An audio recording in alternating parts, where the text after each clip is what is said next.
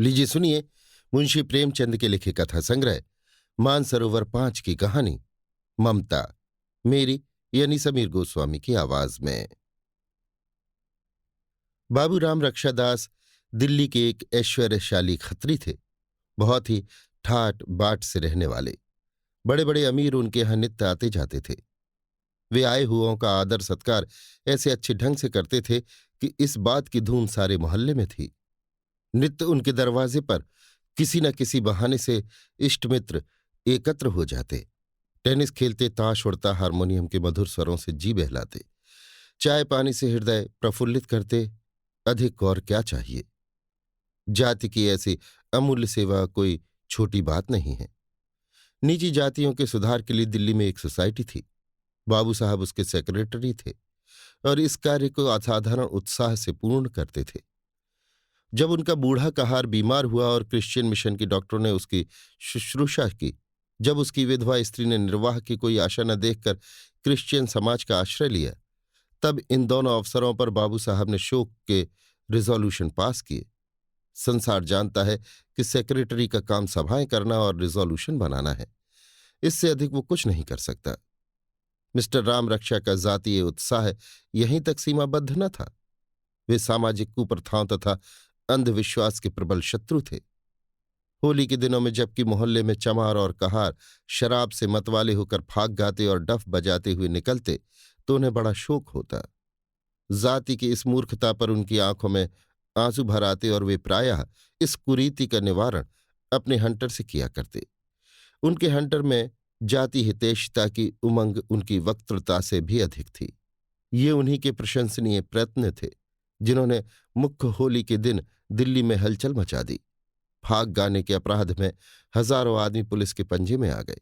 सैकड़ों घरों में मुख्य होली के दिन मुहर्रम का सा शोक फैल गया।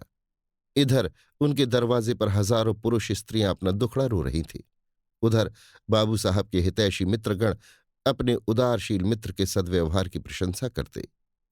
बाबू साहब दिन भर में इतने रंग बदलते थे कि उस पर पेरिस की परियों को भी ईर्ष्या हो सकती थी। कई बैंकों में उनके हिस्से थे, कई दुकानें थीं, किंतु बाबू साहब को इतना अवकाश न था कि उनकी कुछ देखभाल करते। अतिथि सत्कार एक पवित्र धर्म है। वे सच्ची देश हितैषिता को उमंग से कहा करते थे। अतिथि सत्कार आदिकाल से भारतवर्ष के निवासियों का एक प्रधान और सराहनीय गुण है। अभ्यागतों का आदर सम्मान करने में हम अद्वितीय हैं। हम इसी से संसार में मनुष्य कहलाने योग्य हैं। हम सब कुछ खो बैठे हैं, किंतु जिस दिन हमें ये गुण शेष न रहेगा, वो दिन हिंदू जाति के लिए लज्जा, अपमान और मृत्यु का दिन होगा। मिस्टर राम रक्षा जातीय आवश्यकताओं से भी बेपरवाह न थे। वे सामाजिक और राजनीतिक कार्यों में पूर्ण रूप से योग देते थे। यहां तक कि प्रतिवर्ष 2 बल्कि कभी कभी 3 वक्तृताएं अवश्य तैयार कर लेते। भाषणों की भाषा अत्यंत उपयुक्त, ओजस्वी और सर्वांग सुंदर होती थी। उपस्थित जन और इष्टमित्र उनके एक एक शब्द पर प्रशंसा सूचक शब्दों की ध्वनि प्रकट करते, तालियां बजाते। यहां तक कि बाबू साहब को व्याख्यान का क्रम स्थिर रखना कठिन हो जाता। व्याख्यान समाप्त होने पर उनके मित्र उन्हें गोद में उठा लेते और आश्चर्यचकित होकर कहते, तेरी भाषा में जादू है। सारांश ये कि बाबू साहब का जातीय प्रेम और उद्योग केवल बनावटी, सहृदयता शून्य तथा फैशनेबल था। यदि उन्होंने किसी सदुद्योग में भाग लिया था तो वो सम्मिलित कुटुंब का विरोध था। अपने पिता के देहांत के पश्चात वे अपनी विधवा मां से अलग हो गए थे। इस जातीय सेवा में उनकी स्त्री विशेष सहायक थी।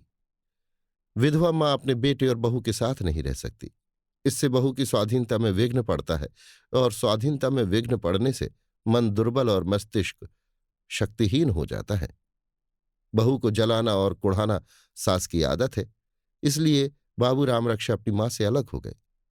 इसमें संदेह नहीं कि उन्होंने मात्र ऋण का विचार करके 10,000 रुपये अपनी मां के नाम जमा कर दिए कि उसके ब्याज से उनका निर्वाह होता रहे।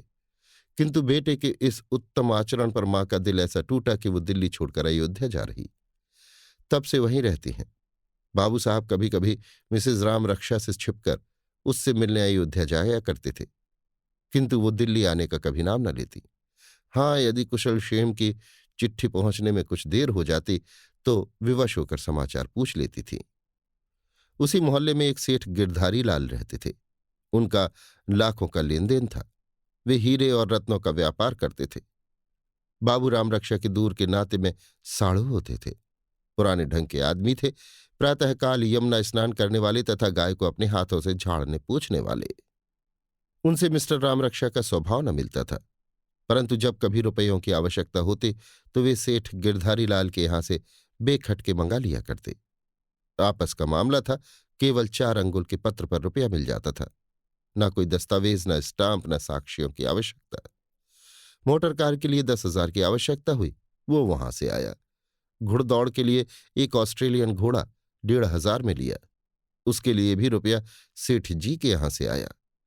धीरे धीरे कोई 20,000 का मामला हो गया। सेठ जी सरल हृदय के आदमी थे। समझते थे कि उसके पास दुकानें हैं, बैंकों में रुपया है, जब जी चाहेगा रुपया वसूल कर लेंगे। किंतु जब 2-3 वर्ष व्यतीत हो गए और सेठ जी के तकाजों की अपेक्षा मिस्टर राम रक्षा की मांग का ही अधिक रहा, तो गिरधारी लाल को संदेह हुआ। वो एक दिन राम रक्षा के मकान पर आए और सभ्य भाव से बोले, भाई साहब, मुझे एक हुंडी का रुपया देना है। यदि आप मेरा हिसाब कर दें तो बहुत अच्छा हो। ये कहकर हिसाब के कागजात और उनके पत्र दिखलाए। मिस्टर राम रक्षा किसी गार्डन पार्टी में सम्मिलित होने के लिए तैयार थे। बोले, इस समय क्षमा कीजिए, फिर देख लूंगा, जल्दी क्या है। गिरधारी लाल को बाबू साहब की रुखाई पर क्रोध आ गया। वे रुष्ट होकर बोले, आपको जल्दी नहीं है, मुझे तो है। 200 रुपये मासिक की मेरी हानि हो रही है। मिस्टर राम रक्षा ने असंतोष प्रकट करते हुए घड़ी देखी। पार्टी का समय बहुत करीब था। वे बहुत विनीत भाव से बोले, भाई साहब, मैं बड़ी जल्दी में हूं, इस समय मेरे ऊपर कृपा कीजिए, मैं कल स्वयं उपस्थित हूंगा। सेठ जी एक माननीय और धन संपन्न आदमी थे। वे राम रक्षा के इस कुरुचिपूर्ण व्यवहार पर जल गए। मैं इनका महाजन, इनसे धन में, मान में, ऐश्वर्य में बढ़ा हुआ, चाहूं तो ऐसों को नौकर रख लूं, इनके दरवाजे पर आऊं और आदर सत्कार की जगह उल्टे ऐसा रूखा बरताव। वो हाथ बांधे मेरे सामने न खड़ा रहे, किंतु क्या मैं पान, इलायची, इत्र आदि से भी सम्मान करने के योग्य नहीं? वे तिनक कर बोले, अच्छा तो कल हिसाब साफ हो जाए। राम रक्षा ने अकड़कर उत्तर दिया, हो जाएगा। राम रक्षा के गौरवशाली हृदय पर सेठ जी के इस बर्ताव का प्रभाव कुछ कम खेदजनक न हुआ। इस काठ के कुंदे ने आज मेरी प्रतिष्ठा धूल में मिला दी। वो मेरा अपमान कर गया।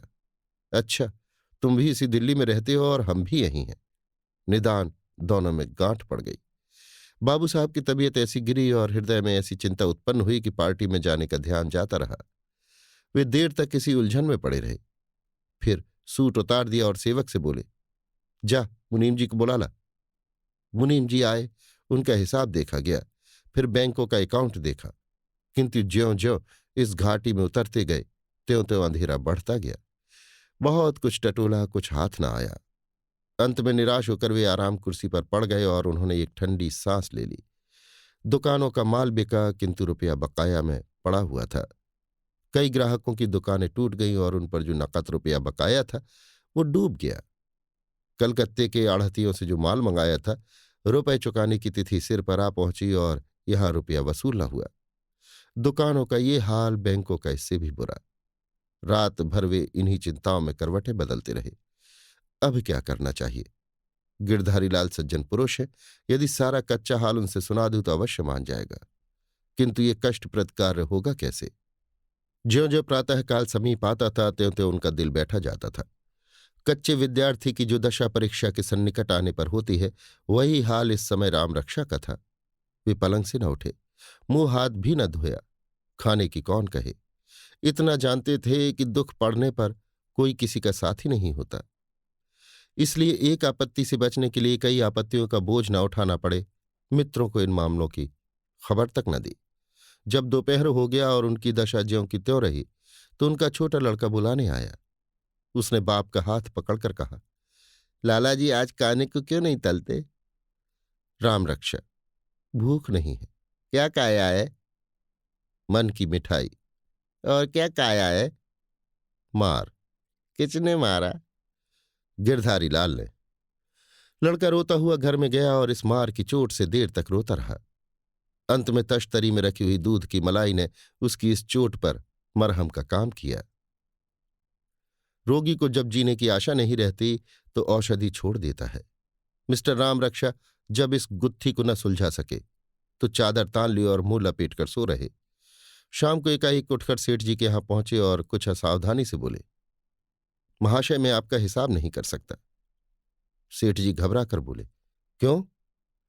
राम रक्षा, इसलिए कि मैं इस समय दरिद्र निहंग हूं, मेरे पास एक कौड़ी भी नहीं है। आप अपना रुपया जैसे चाहे वसूल कर ले। सेठ, ये आप कैसी बातें कहते हैं? राम रक्षा, बहुत सच्ची। सेठ, दुकानें नहीं हैं? राम रक्षा, दुकानें आप मुफ्त ले जाइए। सेठ, बैंक के हिस्से? राम रक्षा, वो कब के उड़ गए?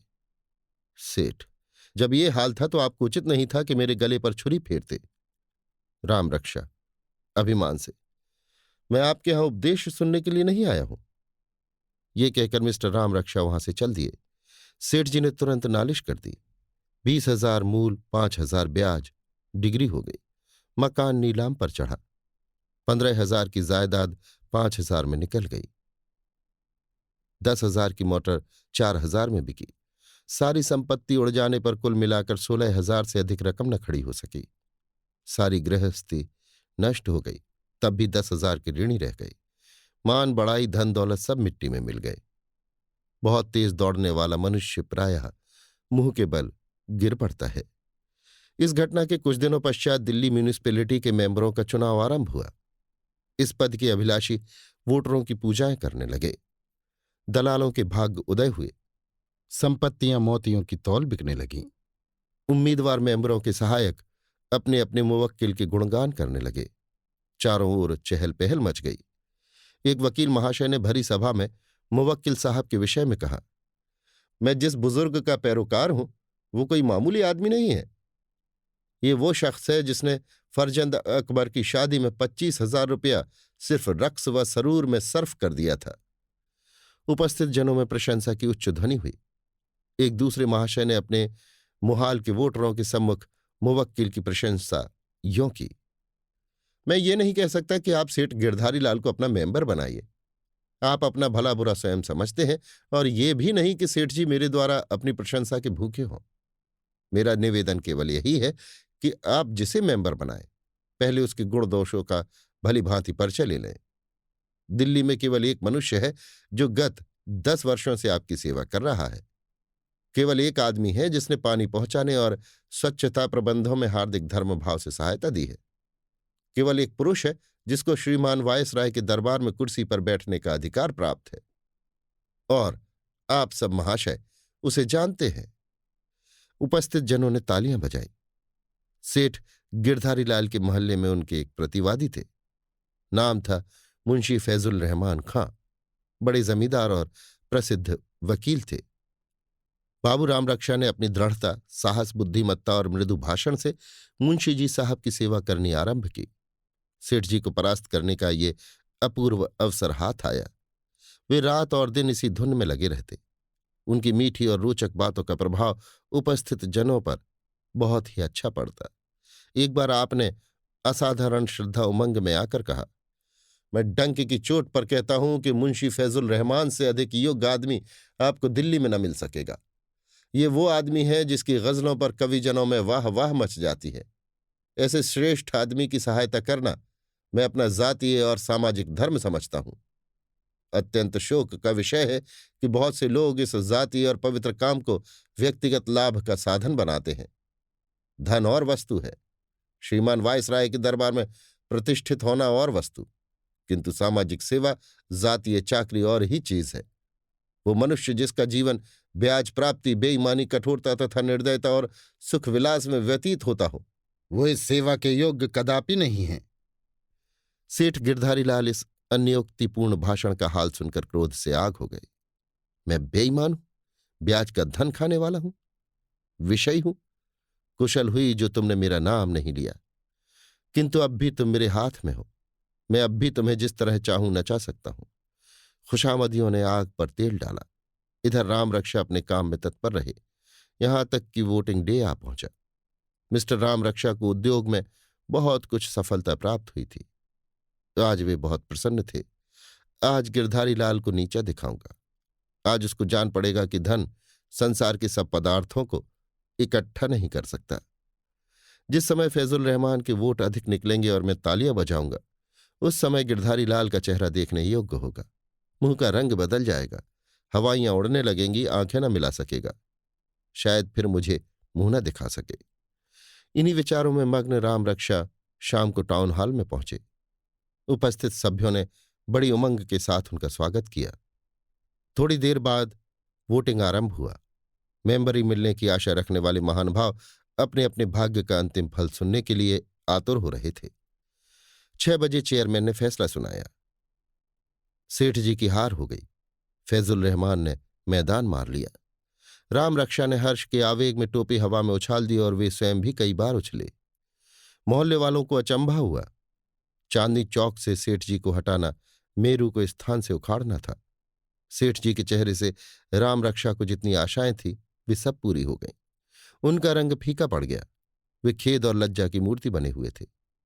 एक वकील साहब ने उनसे सहानुभूति प्रकट करते हुए कहा, सेठ जी, मुझे आपकी हार का बहुत बड़ा शोक है।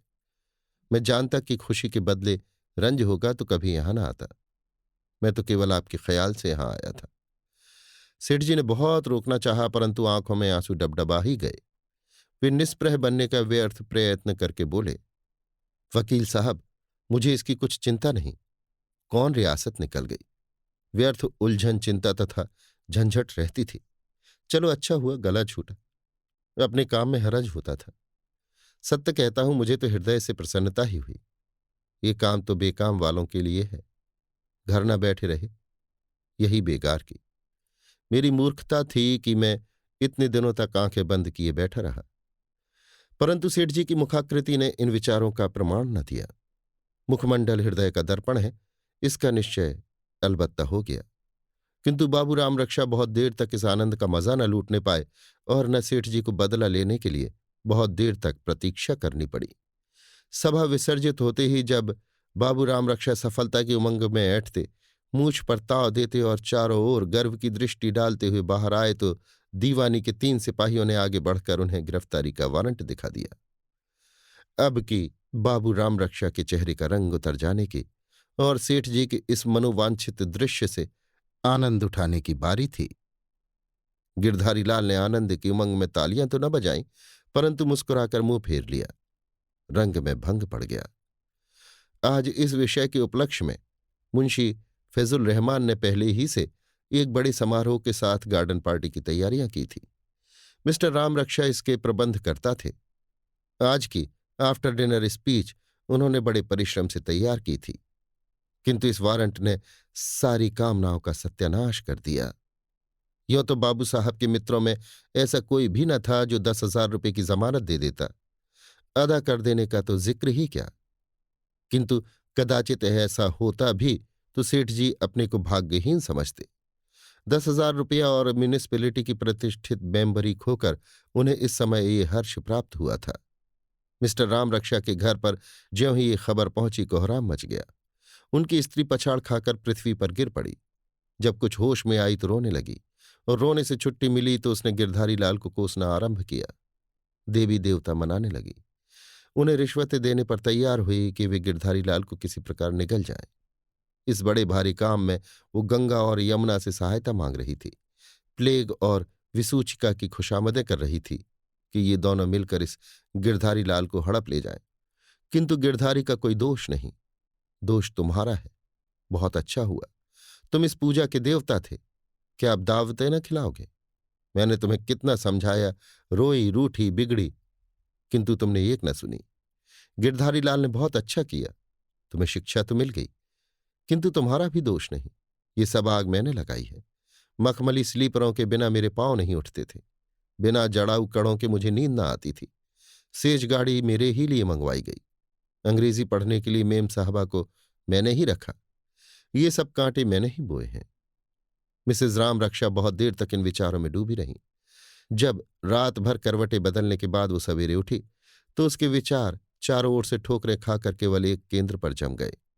गिरधारी लाल बड़ा बदमाश और घमंडी है।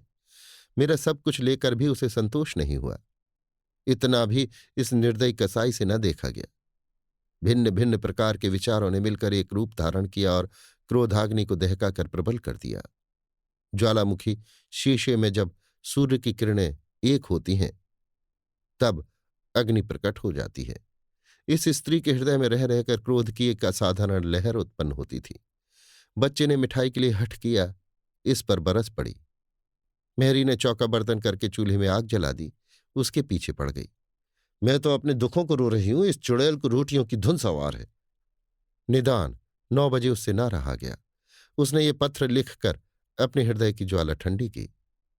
सेठ जी, तुम्हें अब अपने धन के घमंड ने अंधा कर दिया है, किंतु किसी का घमंड इसी तरह सदा नहीं रह सकता। कभी न कभी सिर अवश्य नीचा होता है। अफसोस कि कल शाम को जब तुमने मेरे प्यारे पति को पकड़वाया है, मैं वहां मौजूद न थी, नहीं तो अपना और तुम्हारा रक्त एक कर देती। तुम धन के मद में भूले हुए हो, मैं उसी दम तुम्हारा नशा उतार देती। एक स्त्री के हाथों अपमानित होकर तुम फिर किसी को मुंह दिखाने लायक न रहते। अच्छा, इसका बदला तुम्हें किसी न किसी तरह जरूर मिल जाएगा। मेरा कलेजा उस दिन ठंडा होगा जब तुम निर्वंश हो जाओगे और तुम्हारे कुल का नाम मिट जाएगा। सेठ जी पर यह फटकार पड़ी तो वे क्रोध से आग हो गए। यद्यपि शुद्र हृदय के मनुष्य न थे, परंतु क्रोध के आवेग में सौजन्य का चिन्ह भी शेष नहीं रहता। ये ध्यान न रहा कि ये एक दुखनी की क्रंदन ध्वनि है, एक सताई स्त्री की मानसिक दुर्बलता का विकार है। उसकी धनहीनता और विवशता पर उन्हें तनिक भी दया न आई। वे मरे हुए को मारने का उपाय सोचने लगे। इसके तीसरे दिन सेठ गिरधारी लाल पूजा के आसन पर बैठे हुए थे। मेहरी ने आकर कहा, सरकार कोई स्त्री आपसे मिलने आई है। सेठ जी ने पूछा, कौन स्त्री है? मेहरी ने कहा, सरकार मुझे क्या मालूम, लेकिन है कोई भली मानुष। रेशमी साड़ी पहने हुए है, हाथ में सोने के कड़े हैं, पैरों में टाट के स्लीपर है, बड़े घर की स्त्री जान पड़ती है। यह साधारणतः सेठ जी पूजा के समय किसी से नहीं मिलते थे, चाहे कैसा ही आवश्यक काम क्यों न हो। ईश्वर उपासना में सामाजिक बाधाओं को घुसने नहीं देते थे। किंतु ऐसी दशा में जबकि बड़े घर की स्त्री मिलने के लिए आए तो थोड़ी देर के लिए पूजा में विलंब करना निंदनीय नहीं कहा जा सकता। ऐसा विचार करके वे नौकर से बोले, उन्हें बुला लाओ। जब वो स्त्री आई तो सेठ जी स्वागत के लिए उठकर खड़े हो गए। तत्पश्चात अत्यंत कोमल वचनों से कारुणिक शब्दों में बोले, माता, कहाँ से आना हुआ? और जब ये उत्तर मिला कि वो अयोध्या से आई है तो आपने उसे फिर से दंडवत किया और चीनी तथा मिश्री से भी अधिक मधुर और नवनीत से भी अधिक चिकने शब्दों में कहा, अच्छा, आप श्री अयोध्या जी से आ रही हैं। उस नगरी का क्या कहना, देवताओं की पुरी है। बड़े भाग्य थे कि आपके दर्शन हुए। यहां आपका आगमन कैसे हुआ? स्त्री ने उत्तर दिया, घर तो मेरा यही है। सेठ जी का मुख पुनः मधुरता का चित्र बना। वे बोले, अच्छा, तो मकान आपका इसी शहर में है? तो आपने माया जंजाल को त्याग दिया? ये तो मैं पहले ही समझ गया था। ऐसी पवित्र आत्माएं संसार में बहुत थोड़ी हैं। ऐसी देवियों के दर्शन दुर्लभ होते हैं। आपने मुझे दर्शन दिया, बड़ी कृपा की। मैं इस योग्य नहीं जो आप जैसी विदुषियों की कुछ सेवा कर सकूं, किंतु जो काम मेरे योग्य हो, जो कुछ मेरे की हो सकता हो, उसके करने के लिए मैं सब भांति तैयार हूं।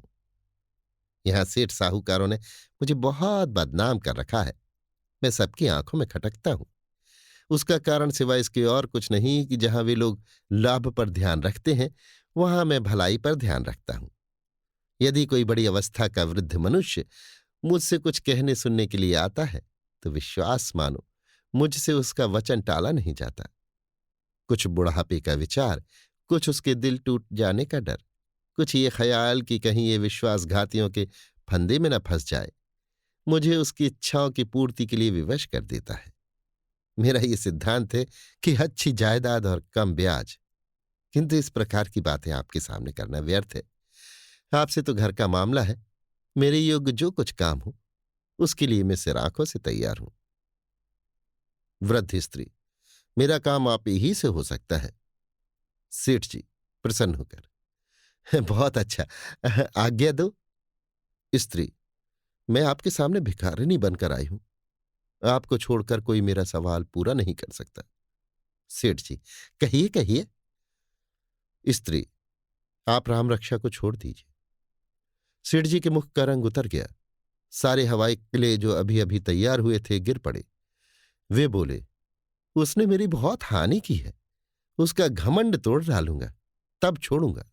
स्त्री, तो क्या कुछ मेरे बुढ़ापे का, मेरे हाथ फैलाने का, कुछ अपनी बड़ाई का विचार न करोगे? बेटा, ममता बुरी होती है। संसार से नाता टूट जाए, धन जाए, धर्म जाए, किंतु लड़के का स्नेह हृदय से नहीं जाता। संतोष सब कुछ कर सकता है, किंतु बेटे का प्रेम मां के हृदय से नहीं निकाल सकता। इस पर हाकिम का, राजा का, यहां तक कि ईश्वर का भी बस नहीं है। तुम मुझ पर तरस खाओ, मेरे लड़के की जान छोड़ दो, तुम्हें बड़ा यश मिलेगा। मैं जब तक जीऊंगी तुम्हें आशीर्वाद देती रहूंगी। सेठ जी का हृदय कुछ पसीजा, पत्थर की तह में पानी रहता है, किंतु तत्काल ही उन्हें मिसेज रामरक्षा के पत्र का ध्यान आ गया। वे बोले, मुझे रामरक्षा से कोई उतनी शत्रुता नहीं थी। यदि उन्होंने मुझे ना छेड़ा होता तो मैं न बोलता। आपके कहने से मैं अब भी उनका अपराध क्षमा कर सकता हूं, परंतु उनकी बीवी साहिबा ने जो पत्र मेरे पास भेजा है, उसे देखकर शरीर में आग लग जाती है। दिखाऊं आपको? रामरक्षा की मां ने पत्र लेकर पढ़ा तो उनकी आंखों में आंसू भर आए। वे बोली, बेटा, उस स्त्री ने मुझे बहुत दुख दिया है। उसने मुझे देश से निकाल दिया। उसका मिजाज और जबान उसके वश में नहीं, किंतु इस समय उसने जो गर्व दिखाया है उसका तुम्हें ख्याल नहीं करना चाहिए। तुम इसे भुला दो। तुम्हारा देश देश में नाम है, ये नेकी तुम्हारे नाम को और भी फैला देगी। मैं तुमसे प्रण करती हूं कि सारा समाचार रामरक्षा से लिखवा कर किसी अच्छे समाचार पत्र में छपवा दूंगी। रामरक्षा मेरा कहना नहीं टालेगा। तुम्हारे इस उपकार को वो कभी न भूलेगा। जिस समय ये समाचार संवाद पत्रों में छपेंगे, उस समय हजारों मनुष्यों को तुम्हारे दर्शन की अभिलाषा होगी। सरकार में तुम्हारी बड़ाई होगी, और मैं सच्चे हृदय से कहती हूं कि शीघ्र ही तुम्हें कोई न कोई पदवी मिल जाएगी। रामरक्षा की अंग्रेजों से बहुत मित्रता है, वे उसकी बात कभी न टालेंगे। सेठ जी के हृदय में गुदगुदी पैदा हो गई। यदि इस व्यवहार से वो पवित्र और माननीय स्थान प्राप्त हो जाए, जिसके लिए हजारों खर्च किए, हजारों डालियां दी, हजारों अनुनय विनय की, हजारों खुशामदे की, खानसामों की झिड़कियां सही, बंगलों के चक्कर लगाए, तो इस सफलता के लिए ऐसे कई हजार में खर्च कर सकता हूं। निस्संदेह है मुझे इस काम में रामरक्षा से बहुत कुछ सहायता मिल सकती है, किंतु इन विचारों को प्रकट करने से क्या लाभ? उन्होंने कहा, माता, मुझे नाम नमूद की बहुत चाह नहीं है। बड़ों ने कहा है, नेकी कर और दरिया में डाल। मुझे तो आपकी बात का ख्याल है। पदवी मिले तो लेने से इनकार नहीं, ना मिले तो उसकी तृष्णा नहीं, परंतु ये तो बताइए कि मेरे रुपयों का क्या प्रबंध होगा? आपको मालूम होगा कि मेरे 10,000 रुपये आते हैं। रामरक्षा की मां ने कहा, तुम्हारे रुपए की जमानत मैं करती हूं। ये देखो, बंगाल बैंक की पासबुक है, उसमें मेरा 10,000 रुपया जमा है। उस रुपए से तुम रामरक्षा को कोई व्यवसाय करा दो। तुम उस दुकान के मालिक रहोगे, रामरक्षा को उसका मैनेजर बना देना। जब तक वो तुम्हारे कहे पर चले तब तक निभाना, नहीं तो दुकान तुम्हारी है। मुझे उसमें कुछ नहीं चाहिए। मेरी खोज खबर लेने वाला ईश्वर है। रामरक्षा अच्छी तरह रहे, इससे अधिक मुझे और कुछ न चाहिए। ये कहकर पासबुक सेठ जी को दे दी। मां के इस अथाह प्रेम ने सेठ जी को विह्वल कर दिया। पानी उबल पड़ा और पत्थर उसके नीचे ढक गया। ऐसे पवित्र दृश्य देखने के लिए जीवन में कम अवसर मिलते हैं। सेठ जी के हृदय में परोपकार की एक लहर सी उठी। उनकी आंखें डबडबा आईं। जिस प्रकार पानी के बहाव से कभी कभी बांध टूट जाता है, उसी प्रकार परोपकार की इस उमंग ने स्वार्थ और माया के बांध को तोड़ दिया। वे पासबुक वृद्धा स्त्री को वापस देकर बोले, माता, ये अपनी किताब लो, मुझे अब अधिक लज्जित न करो। ये देखो, राम रक्षा का नाम बही से उड़ा देता हूं। मुझे कुछ नहीं चाहिए, मैंने अपना सब कुछ पा लिया। आज तुम्हारा राम रक्षा तुमको मिल जाएगा। इस घटना के 2 वर्ष उपरांत टाउन हॉल में फिर एक बड़ा जलसा हुआ। बैंड बज रहा था, झंडियां और ध्वजाएं वायुमंडल में लहरा रही थीं। नगर के सभी माननीय पुरुष उपस्थित थे। लेडी फिटन और मोटरों से हाथा भरा हुआ था। यकायक मुश्किल घोड़े की एक फिटन ने हाथे में प्रवेश किया। सेठ गिरधारी लाल बहुमूल्य वस्त्रों से सजे हुए उसमें से उतरे। उनके साथ एक फैशनेबल नवयुवक अंग्रेजी सूट पहने मुस्कुराता हुआ उतरा। ये मिस्टर रामरक्षा थे। वे अब सेठ जी की एक खास दुकान के मैनेजर हैं। केवल मैनेजर ही नहीं, किंतु उन्हें मैनेजिंग प्रोप्राइटर समझना चाहिए। दिल्ली दरबार में सेठ जी को भी राय बहादुर का पद मिला है। आज डिस्ट्रिक्ट मजिस्ट्रेट नियमानुसार इसकी घोषणा करेंगे और नगर के माननीय पुरुषों की ओर से सेठ जी को धन्यवाद देने के लिए बैठक हुई है। सेठ जी की ओर से धन्यवाद का वक्तव्य मिस्टर राम रक्षा करेंगे। जिन लोगों ने उनकी वक्तृताएं सुनी हैं, वे बहुत उत्सुकता से उस अवसर की प्रतीक्षा कर रहे हैं। बैठक समाप्त होने पर सेठ जी राम रक्षा के साथ अपने भवन पर पहुंचे तो मालूम हुआ कि आज वही वृद्धा स्त्री उनसे फिर मिलने आई है।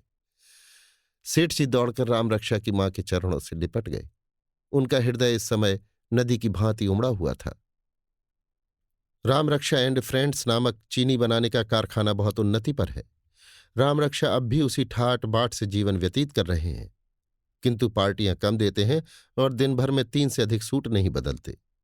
वे अब उस पत्र को जो उनकी स्त्री ने सेठ जी को लिखा था, संसार की एक बहुत अमूल्य वस्तु समझते हैं और मिसेज राम रक्षा को भी अब सेठ जी के नाम मिटाने की अधिक चाह नहीं है। क्योंकि अभी हाल में जब लड़का पैदा हुआ था तो मिसेज राम रक्षा ने अपना सुवर्ण कंकड़ धाय को उपहार में दिया और मनो मिठाई बांटी थी। ये सब हो गया, किंतु वो बात जो अब होनी चाहिए थी वो न हुई। राम रक्षा की मां अब भी अयोध्या रहती हैं और अपनी पुत्रवधू की सूरत नहीं देखना चाहती। अभी आप सुन रहे थे मुंशी प्रेमचंद के लिखे कथा संग्रह मानसरोवर 5 की कहानी ममता, मेरी यानी समीर गोस्वामी की आवाज में।